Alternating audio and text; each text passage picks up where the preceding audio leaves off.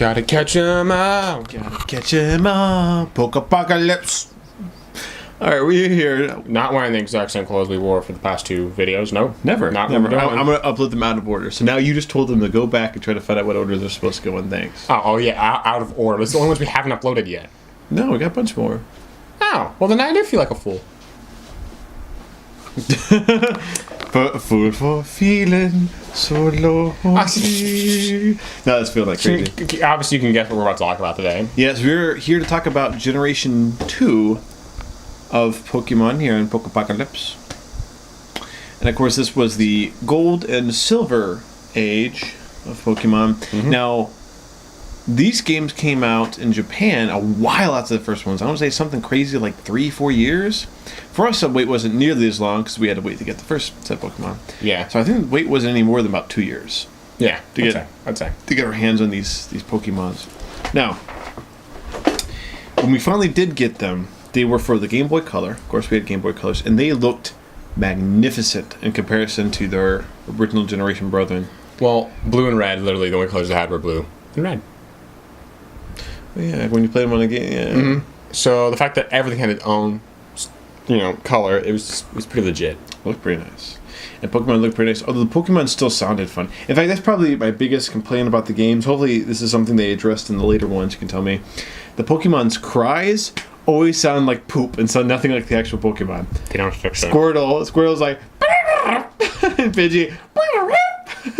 they don't fix it. That is such poop, Game Freak. Fix it.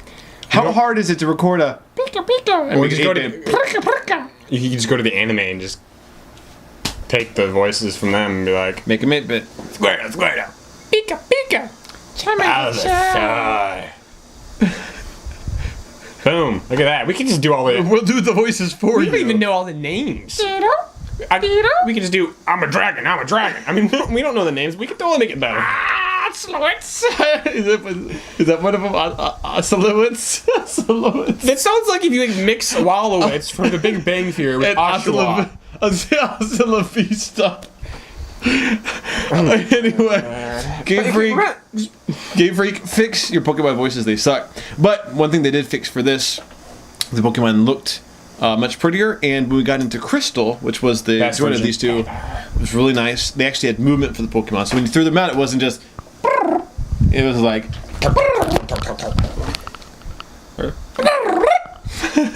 That does like voices very well. That does like a Pokemon, doesn't it? I'm rather shocked. And but for most intents and purposes, this game was a huge improvement on the first one in the technical aspects. And then during Gen 4, they remastered them with Soul Silver and Heart Gold, which have to be some of the funnest to play because that's what I keep hearing. It's just, it takes the greatness that was Gen 2 and just upresses them. Yeah, exactly. They don't change much at all. They get Pokemon falling behind you. That is an aspect. I don't know why they didn't carry on to Gen 5 or 6. Gen 6, please fix that. I've seen pictures of you riding on Pokemon. Which is pretty legit. Just have a Pokemon fall behind you. It's not that hard. You guys did it in Gen 4. I mean, it was awesome. Again, they got rid of it for Gen 5, disappointed. One of the very many things I did not like about Gen 5. But we haven't gotten there yet. We're talking about Gen 2. Now, one of the things I distinctly remember Generation 2 was it was the first one with a day and night cycle. Yes. In fact, you had input whether or not it was daylight saving time. And I actually learned what daylight saving time was and the politics behind it whenever I got Benjamin Franklin. Well, the idea was... help farmers out. Well, no, see, the government believed that it would encourage farmers to work more. The farmers, a good chunk of the farmers were actually against it because it appeared as though the folks in Washington were trying to dictate when they were supposed to wake up and go to sleep.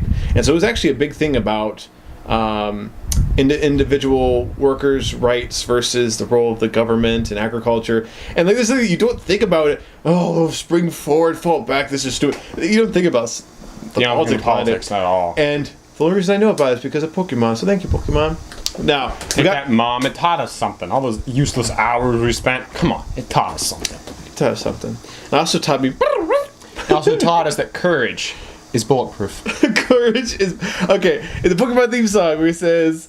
courage would pull us through. You teach me... Okay, that's all they really need to know. When I was a kid, I thought it was... A courage is bulletproof. which is, in my opinion, a much better line. Much better line. In fact, that's how I'm going to teach it to my kids. Our courage is bulletproof. Now, last time we got a little off track. We're getting a little off track here as we get started. So we're going to go straight into the gym leaders. All right, the first gym leader you run into is the bird folk, Falker. Falker. Of course. Falker. Yeah. He's a bit of a mother Falker. I knew that joke was coming.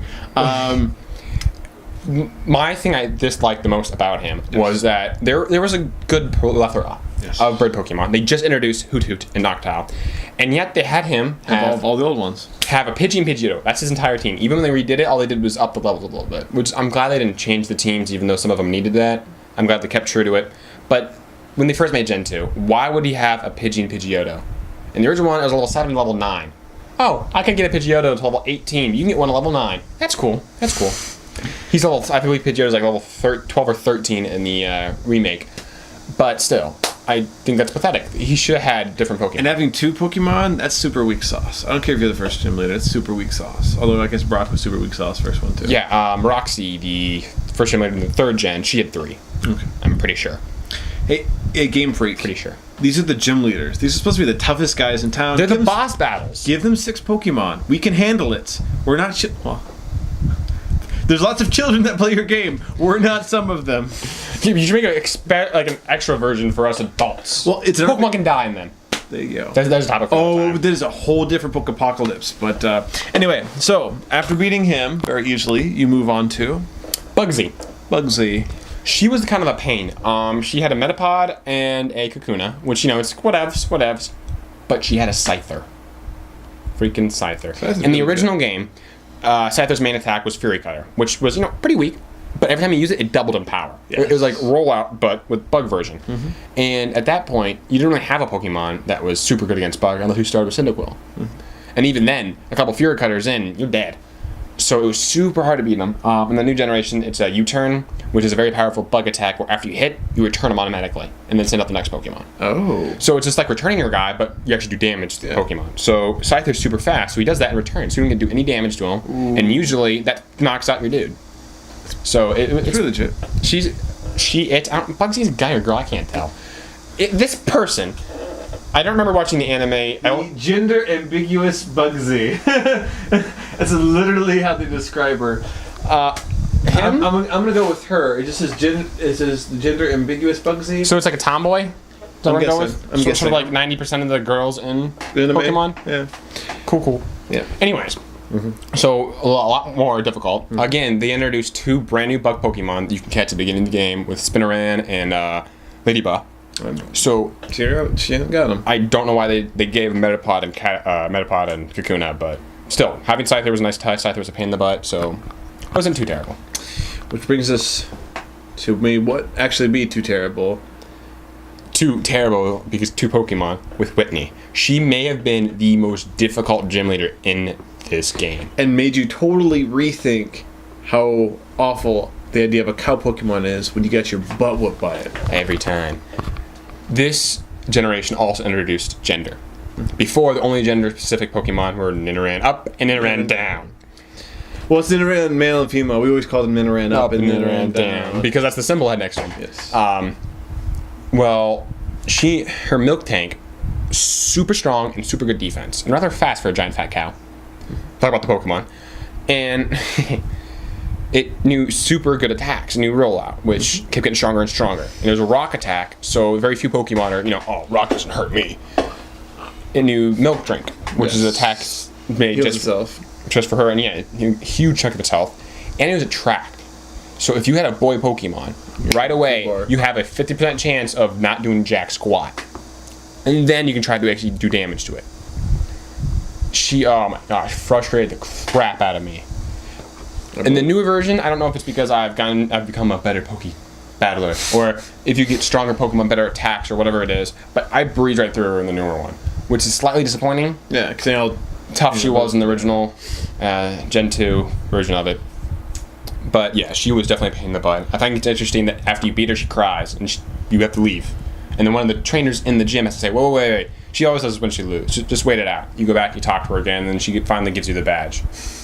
The little character touches. Yes. Just a little add. She is a kid. She's probably the youngest of all the gym leaders. I think maybe Bugsy is.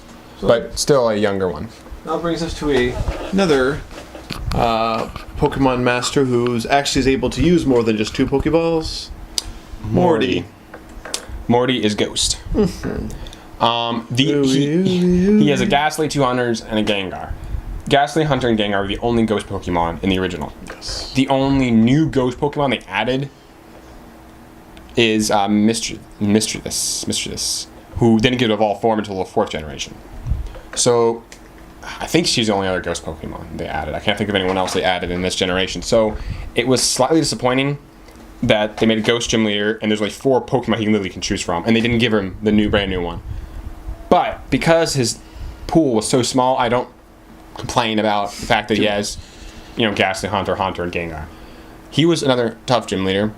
My tactic against him every time was I would teach one of my girl Pokemon, a track that I just got from Whitney, and always use it on his Gengar, because his Gengar was super strong and super hard to beat. Here, little Deuce 5, yeah. Hypnosis, little ball, mean looking Dream Eater. Put you to sleep, eat them dreams up, num num num. Yep. It's pretty strong. Yes. And That brings us to Chuck, the fighting gym leader. not quite as good as Walking Dead's Chuck, but No. very, very few people are. Yes. In the arms of an angel, I will find you. Anyways, funny thing about this, once you get Surf from Morty, you can fight the 7th gym leader Price, the 6th gym leader Jasmine, and the 5th gym leader Chuck in any order you want. You can fight any of them after you get Surf. Because after you get Surf, you can go fight the Red Gyarados up in Rage right above Mahogany Town. And Lance then shows up, the 4th Elite Four in the original gen, and the champ in this generation. He shows up and gets you help to beat Team Rocket. So after you do that, you can fight any of them. So it always made sense to me to go in the order, though, because to fight Jasmine, you have to get her out of the lighthouse by healing the sick lighthouse Pokemon. And by doing that, you have to surf down to the island where Chuck's gym's at to get the special potion. So you're already there, why not fight him? Yeah. So I always went in the correct order. Well, most of the time. A few times I mixed it up. But Chuck was strong, only had 2 fighting Pokemon with Primeape and Poliwrath. But because Poliwrath was part water, that made an extra element to the game. Yes. The way you could trip him up, as it were. Yes. Obviously, by that time, you might have an Espeon if your Eevee really liked you, because you don't get an Eevee until after you get up to the 4th city. So you may have an Espeon. You probably have a Flying by then, depending on how you mold your team. So you might have some of the advantage, but his Pokemon still are super strong.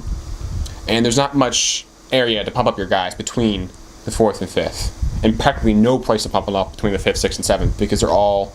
You can go in any order you want between them. Yeah. So pumping your guys up to get strong is rather difficult in this section of the game. It's understandable. Yep. And for good old... And then the technical 6th gym leader was the Steel, which was a nice introduction to Steel Pokemon because... they were new to this generation. Brand new. Jasmine had 2 Magnemites and a Steelix. Could have probably done something better. Magnemite was kind of whatever. But Steelix was legit. He was super strong. I think he's like level 35, which is way higher than your guys are going to be at that point. Unless you literally sit there for 10 hours straight pumping up your guys, which I never did. I didn't have the patience for it. So Steelix, the thing about Steelix is, because he's ground steel, obviously the best bet you would have would be if you started with Croconaw or Totodile, which I always did. Quilava could do a good bit of damage to him if you have him at a certain level. He's faster. A good Fire Blast would do a good bit of damage, even though he's part ground, but being steel, fire still did a nice bit. So obviously, I would always save my fire to get rid of the 2 Magnemites, and then just focus everyone on Steelix because he had such great defense. He's super strong, and then she would always have a Hyper Potion. Yes. I hated those things, but she was a very good gym leader. Again, I think I'd mixed up the 2 Magnemites, but there wasn't very many Steel Pokemon because they just made the type. Yeah. I don't know, it seems to be a theme with this generation's gym leaders, is like... Their choice of Pokemon. The choice of Pokemon wasn't very good. And that brings us to, of course, number 8. Or 7. Well, sorry, yeah, right, sorry. Number 7. Price. The Ice Gym Leader. Ice Baby. Ice Baby. Dun, dun, dun, dun, dun. Ooh, okay, in the original one, I'm pretty sure in the second one, in the remake as well, yeah, they kept the same Pokemon. So yeah, in this one, he had a Seal, Dugong, and I cannot pronounce his name. It's the... Woolly Mammoth looking guy? Yeah, the Woolly Mammoth looking guy. He's an Ice Ground, which is a super cool combination. He was super tough. Dugong, of course, was legit Pokemon, but Seal is just water. So the fact that he had Seal in the original one, because just being water, it didn't make any sense to me. But, whatever. Again, choice of Pokemon, eh. But having the Woolly Mammoth in there, I thought was a nice touch. Definitely a cool Pokemon. He was only slightly stronger than Chuck, but actually weaker than Jasmine. But, that's just because the way they set him up. They made it so 5th, 6th, and 7th were really close in level-wise. So you could go just like... Technically, strength-wise, not counting type, but strength and the number of Pokemon, it would go Chuck, Price, then Jasmine. But anyway, if you can beat one, you should be able to beat the other. Yeah. Which then leads us to the actual last one. Actual 8th gym leader, which was Dragon. They only made one new Dragon Pokemon off of the previous 3 they had. So they 13 evolved forms. 3 Pokemon in a row that the exact Dragonair, and then Kingdra. Kingdra was a freaking water dragon, which is the best combination to have. I'm pretty sure Dragon Water is the only combination that does not have anything super effective against it. Really? If it does, it would have to be, I'm going to say, Electric. I don't know the combination between Electric and Dragon. I know Grass isn't very effective. I know Ice isn't. Ice is just normal effective because it's super effective against the Dragon aspect, but not the water. Yes. Which, you think about it, Ice should be super effective against water because it freezes the water. Whatever. Yeah. Topic for another time. Yes. So Dragon was freaking tough because there's 3 of them, and then Kingdra was even harder. Freaking Kingdra. So she was. Our complaint about the first gen was the 8th gym leader. Giovanni was pretty weak. He was pretty weak sauce for a gym leader. I think they corrected that with Claire. Although her Pokemon choice, because Dragon, there's only 4 of them to choose from anyways. And there's still Lance, who you have to fight as a champ. I think they corrected that. I thought she was extremely tough. But what I liked about her character was she didn't give the badge after you beat her. She still didn't feel like you deserve the 8th badge. She makes you go to the Dragon Cave or the Dragon Chamber or whatever and take a test. And when she shows up, she assumes you lose, and she finds out that not only did the elders accept you, but they said that you should go on to the Pokemon League. Claire never got the nod, so she was shocked that you did. Gives you the badge and the attack, and then you can go off to the Pokemon League. You are the chosen one. Yes. And so the Pokemon League, how do they stack up against the original Elite Four? Almost the exact same. All right, the original Elite Four. There was the Ice Chick first, replaced with this nerdy dude who looked like they could be siblings, who's psychic Pokemon. And then next, on the Gen 1, was Bruno. Over here, Bruno was the fighter. Over here, they used Koga. Little cameo. An old gym leader using Poison type. And next was Bruno, the fighter. So they kept... And then Lance was a champ, not the Elite Four guru top person. So 3 out of the 5 people do the fight, the Elite Four and then the champ. 3 of them were in Gen 1. The new ones were the Dark. They also had a Dark, but because of the fact they just made Dark for type as well, she ended up having a Vileplume on her team, which is a Poison Grass, nothing to do with Dark at all. But it fit kind of the theme that she had. She had Houndoom, she had Umbreon, she had Morocco. I don't know. I think that's how you say his name. Sure. The Dark Flying. So, I mean, it was nice. That's another thing I want to throw out there for Game Freak. Now, for the gym leaders, I understand that they only have 1 type or 2 types. Yeah. They got a theme. For the Elite Four, I think it would be way more effective if it was just 4 guys, or guys and gals, that have 6 Pokemon, and they're just a mix of types. You're basically playing what it'd be like to play random kids on the street. Yeah. Or if you want to make it a theme, half your Pokemon of a certain type. That way you can keep some kind of thing going or something. I agree. Or give them a type, each a type that has lots of different variations. Yes. Like the first Elite Four in the 3rd gen, he was a Dark, but there's so many different combinations. He had a Dark Water. He had Dark Fire. Dark Fire. He had a Dark Grass. Dark Flying. I'm pretty sure Dark Flying. Either way, there's a lot of different variations of Dark. So that right there is perfect. Just give him a variation that has different types. So, I'm going to send out my, my fighting because you're dark. Well, this dark over here is dark flying, so it's super effective against you too. Yeah. And something like that. That is super awesome. That's the way it should be. But of course, this game ended up opening up after that, allowing you to go back to all the original towns. Of course, smaller condensed version. Yes, Of very, all the very original condensed, places. but it was still awesome. You fight all the old gym leaders in a different order. It wasn't the same order at all. Yeah. It was close to it. There's some aspects. Rock was of like those. the second to last one or last one or Something like that. Yeah, I know there's some that you don't have to necessarily do in order, but there is a certain order that it plays out rather well. Blaine and Blue, your old rival, are the last two, 7 and 8, like normal. Oh, you mean Buttface? Buttface, yes, Buttface. Dumb man, poop breath, douchebag. Yes, all those clever names we came up with. Gary. Dude, watch your mouth. There might be kids watching this.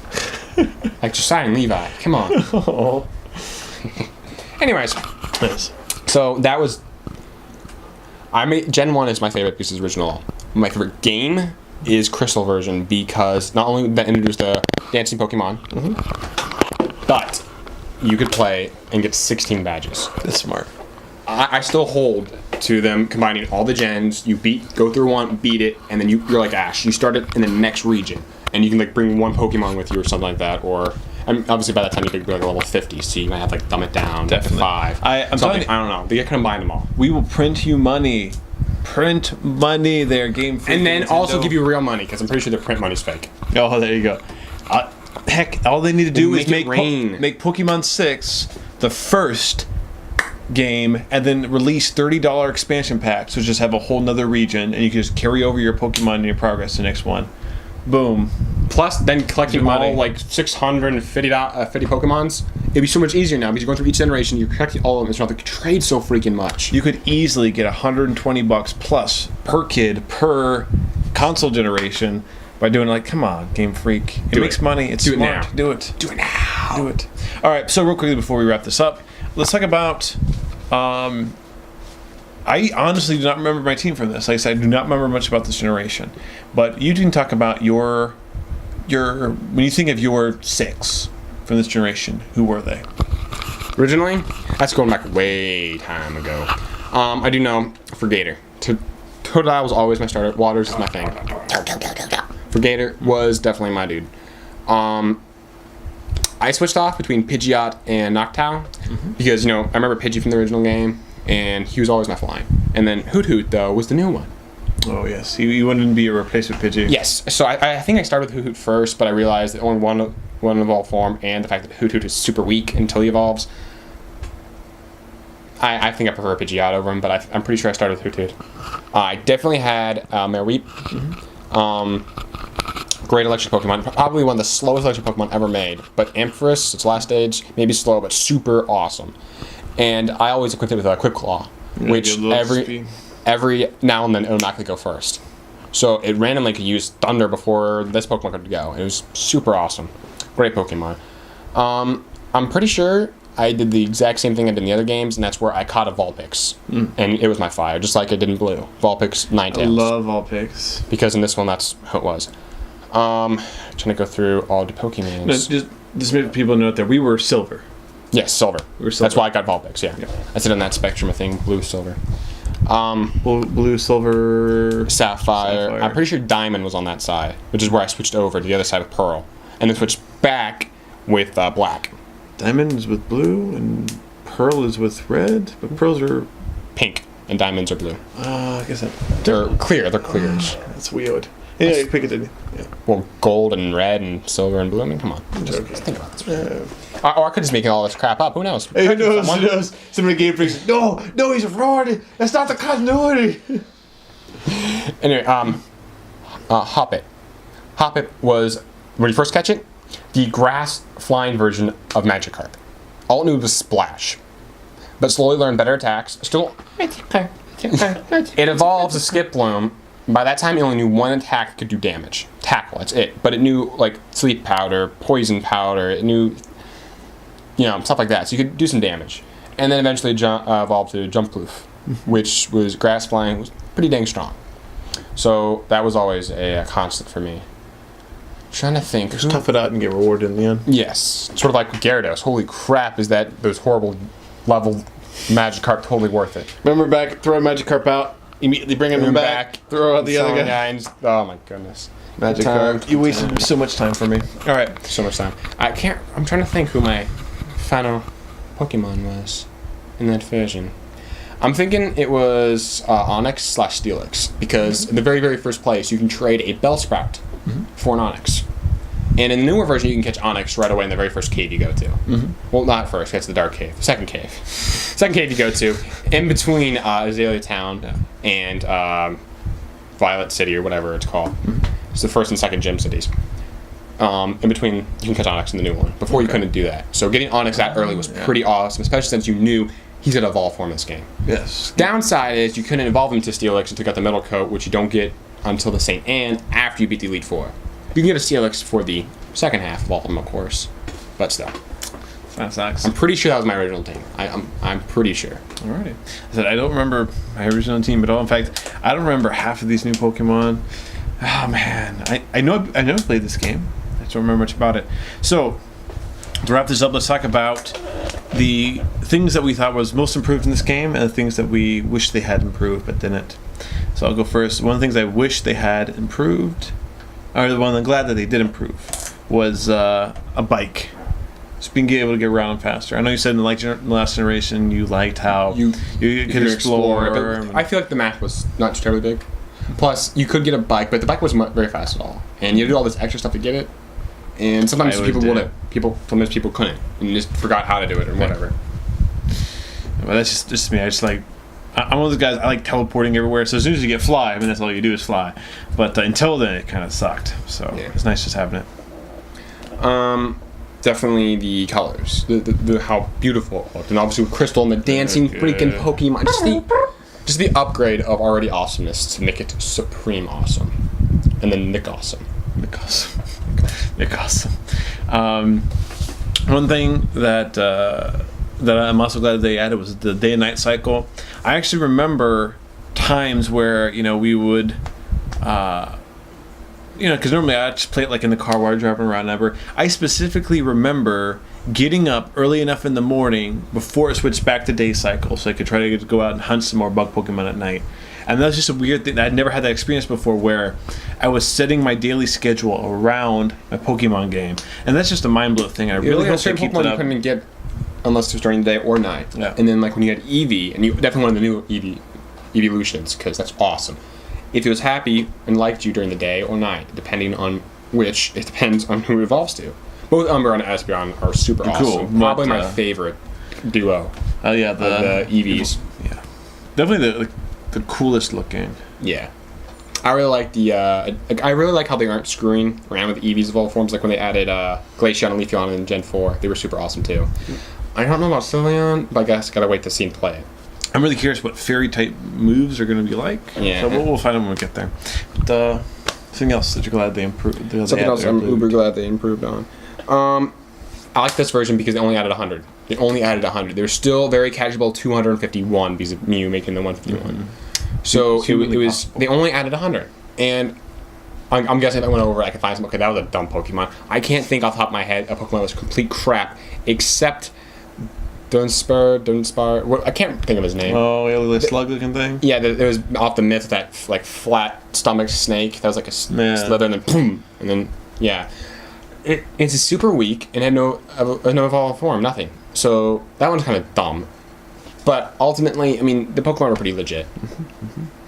And it introduced breeding with the daycare people. Yeah. Catch yourself a Ditto, toss it in there, and get any egg you wanted. That's pretty cool. I do. In the back of my mind, remember that. I remember walking around with an egg in my team, and if you walk around long enough, the egg hatches. Yep. Togepi. You and Mac got Togepi right away. And of course, actually, I do remember having a Togepi solely because it's on the cartoon. Yeah. Togepi was in the cartoon back before there was a Gen 2. Yep. That blew our mind. A Pokemon? That's not a Pokemon we know? What? It's the Pokemon that made the bridge going into the next region, because that's when Fresh Oak realized there's more Pokemon out there than I know about. Yeah, so much for being Mr. Pokemon, huh? Wizard man. Yes, not a very good professor. Okay, so something that I wish they had improved, that they did not, For one, I did not like the gym leaders in this game nearly as much as the ones in previous games. Yeah, the only ones are... Okay. And we're back. I'm not sure exactly where that one cut out. Where should we go back to just the cover? Oh, shoot. I need to leave here really soon. So we'll just wrap this up really fast. Editing later. Yes, editing later. Okay, so... I didn't like the gym leaders they had in this one. Agreed. Didn't think they were a huge improvement over the last gen. I remembered all except for, I think, when we were talking about the gym leaders, I think Koga was the only one I couldn't fully remember the first gen. We're talking about games I played well over 15 years ago. Eric, I know Erico's are at least like the one that we just kind of forgot about. Oh yeah, Eric got like. And then Koga was the one you didn't really quite understand. You hated his gym because of the mazes. But that was about it. And then for this gen, literally the only thing I remembered about this generation's gym leaders was that cow, that stupid cow, always doing the rollout, and super hard to beat, and kept on drinking its own milk and regaining its health. That's something wrong. Drinking its own milk. Something wrong somehow. Milk Tank was a literal tank. It was tough. It was. And but besides that, simulators didn't really stand out in this game. I agree. That's one thing I was does Generation 3, 4, 5 get a little better on the gym leaders? 5 sucked in gym leaders. 3 and 4, there were definitely some bright spots in some of the gym leaders. They were pretty cool. Okay.